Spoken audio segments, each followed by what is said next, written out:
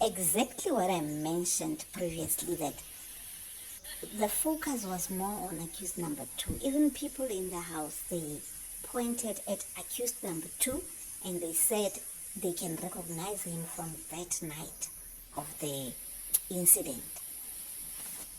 They did not tell us much about accused number one.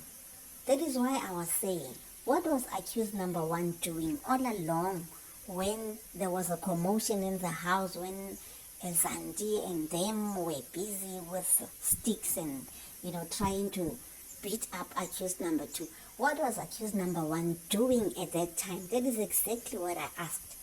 And then the defense as well did not probe questions so that we can get to know the role of accused number one on that night at that house. We only know of accused number two, and they also confirmed in court by pointing at accused number two to say, accused number two was there, we have seen him, he's the one who was pointing us with a fire, who was pointing us, yes, with a firearm, who was pointing at us with a firearm, So they were quick to say, this is the man that we saw. But what about accused number one? And then I asked, I said, what was accused number one busy? What was he doing at the time when there was that commotion in the house? So if we could have gotten that side of the story to know what the role of accused number one was at the time in the house, then we would be comparing with what Sgt Mogola is telling us now, when she is mentioning that accused number one confessed to her and said one day he might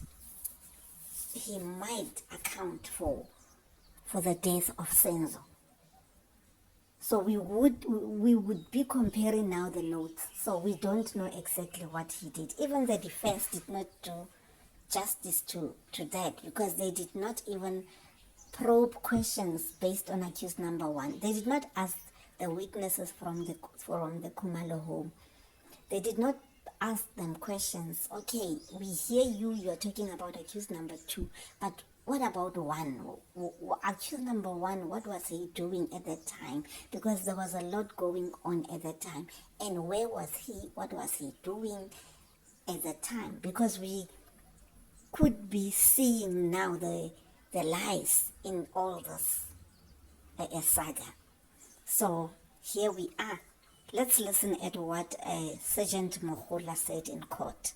My lord, I gave him his rights, and my lord, he said he understood, and my lord started to tell me, my lord, about his knowledge or involvement in this case. I stopped him, my lord, as he continued, and told him, my lord, that he, to reiterate, my lord, to say he is not compelled to make any admissions or confession, my lord, and that, my lord, he can ask, my lord, or consult, my lord, his lawyer, or my lord, a lawyer can be provided, my lord, at the state expense.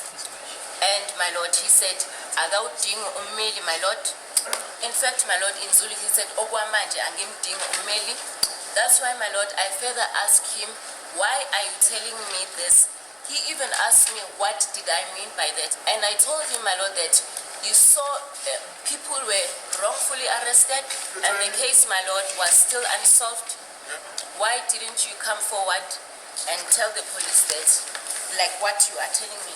And my lord, he said he knew that one day he has to take a responsibility, my lord, for the murder of Senzo Mogola.